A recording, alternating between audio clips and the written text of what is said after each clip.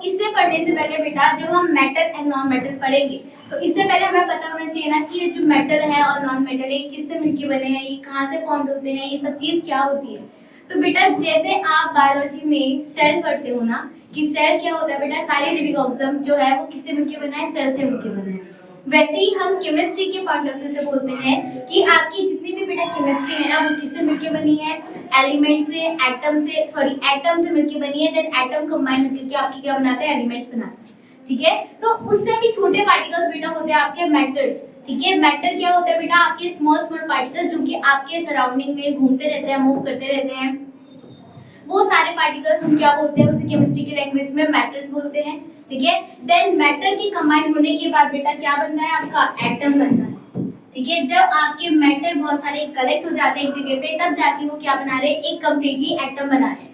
तो बेसिकली अगर मैं केमिस्ट्री में बात करूं बेटा, तो केमिस्ट्री की जो सबसे स्मॉलेस्ट यूनिट मानी जाती है वो क्या होती है, आपकी एटम होती है। ठीक है, smallest unit of the chemistry जो कि सब चीज केमिस्ट्री के पॉइंट ऑफ व्यू से मिलके बनी है वो क्या है, आपका एटम है। क्लियर यहाँ पर? अब तुम सब लोगों ने बेटा एटम बचपन से पढ़ा होगा, एटम क्या होता है। ठीक है, अगर एक बार मैं आपको क्लियरली बता दूं एटम क्या होता है बेटा, एटम आपका जैसे सेल पढ़ते हो आप, सेल के जैसे स्ट्रक्चर होगा, राउंड स्ट्रक्चर होता है। ठीक है, इसके अंदर यहाँ पर न्यूक्लियस पाया जाएगा। ठीक है, ये क्या है, इसका न्यूक्लियस है। ठीक है, अब जो बेटा आपका एटम होता है ना, ये एटम आपकी तीन चीजों से मिलकर बनता है। ठीक है, किस किस से, इलेक्ट्रॉन, प्रोटॉन और न्यूट्रॉन, इन तीन चीजों से मिलकर बनता है आपका एटम। ठीक है, अगर मैं बात करूं बेटा इलेक्ट्रॉन की, इलेक्ट्रॉन आपका नेगेटिवली चार्ज होता है, कैसा होगा, नेगेटिवली चार्ज होगा। प्रोटॉन बेटा आपका पॉजिटिवली चार्ज होता है और न्यूट्रॉन क्या होगा, आपका न्यूट्रल रहेगा, इसका कोई भी चार्ज नहीं होता है, नो चार्ज होता है।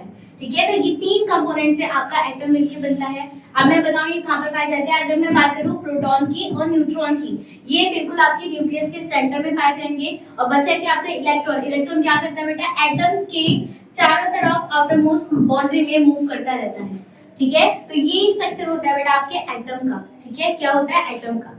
अब नेक्स्ट क्वेश्चन ये आता है बेटा, जब आपका एटम होता है, ये सिंगल एटम है, आप इसे बेटा ना ही ब्रेक डाउन कर सकते हो ना इसे तोड़ सकते हो, मतलब इसे आप डिस्ट्रॉय नहीं कर सकते हो। ठीक है, देन आता है बेटा एटम के बनने के बाद, जब आपके एटम बेटा बहुत सारे एक साथ कलेक्ट हो जाते हैं, कंबाइन हो जाते हैं, तब जाके बेटा वो एक एलिमेंट का फॉर्मेशन करते हैं, जो कि आपने इस चैप्टर में पढ़ना है।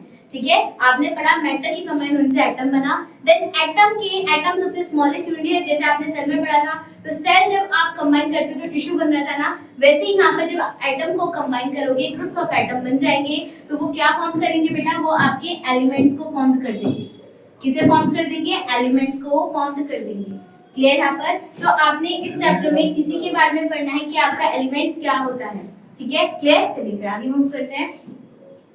हाँ जी, स्टार्ट करते हैं। एलिमेंट्स क्या होता है, देन फिर आता है आपका बेटा क्या, एलिमेंट्स में क्या क्या होता है। तो एलिमेंट्स क्या है बेटा, एक ऐसा सब्सटेंस है जो हम ब्रोकन डाउन नहीं कर सकते, उसे तोड़ नहीं सकते हैं, और वो दो या दो से ज्यादा क्या होगा बेटा, सिंपल सब्सटेंस से मिलके बना है, जो कि केमिकल रिएक्शन के थ्रू फॉर्म हुआ होगा, तो उसके हम क्या बोल देंगे, एलिमेंट्स बोल देंगे। ठीक है, सिंपली क्या मतलब है बेटा, जब आपके एटम एक साथ एक या एक से ज्यादा बहुत सारे एटम्स कंबाइन हो जाते हैं विद द केमिकल रिएक्शन के थ्रू, और वो एक केमिकल सब्सटेंस या आपका एक एलिमेंट फॉर्म कर रहे हैं, जो कि आप दोबारा से उसे ब्रेक डाउन नहीं कर सकते हो, उसे आप ब्रोकन नहीं कर सकते हो।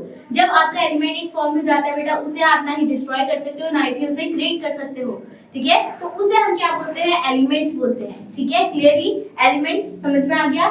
ठीक है, तो सबसे आपका जो ब्रोकन नहीं हो सकता है, एलिमेंट्स ही आपके क्या बनेंगे, सारे के सारे बेटा मेटल्स एंड नॉन मेटल्स पढ़ेंगे आप, जो आगे केमिस्ट्री में आने वाला है। ठीक है, तो जितने भी आपने सब लोगों ने बेटा पीरियोडिक टेबल का नाम सुना होगा, तो जितने भी बेटा आपके पीरियोडिक टेबल में एलिमेंट्स अरेंज हो रखे हैं, ठीक है, जो भी आपके नाम सुनते हो आप, hydrogen, helium, carbon, nitrogen, oxygen, ये सारे के सारे क्या है, आपके एलिमेंट्स है, जो कि आपके, जैसे फॉर एग्जांपल अगर मैं बात करूं हाइड्रोजन, तो हाइड्रोजन आपके हाइड्रोजन के एटम से कंबाइन होकर क्या बनाया, उसने हाइड्रोजन एलिमेंट बना दिया।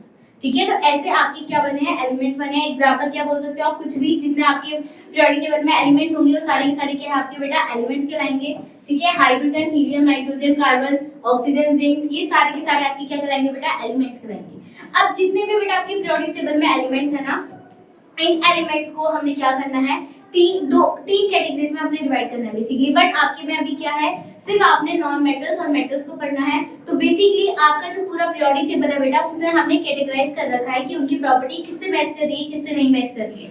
तो उसको हमने नॉन मेटल और मेटल से डिफरेंशिएट कर चुके हैं, ठीक है, जो कि आप पढ़ने वाले हो। ऑलराइट, देखो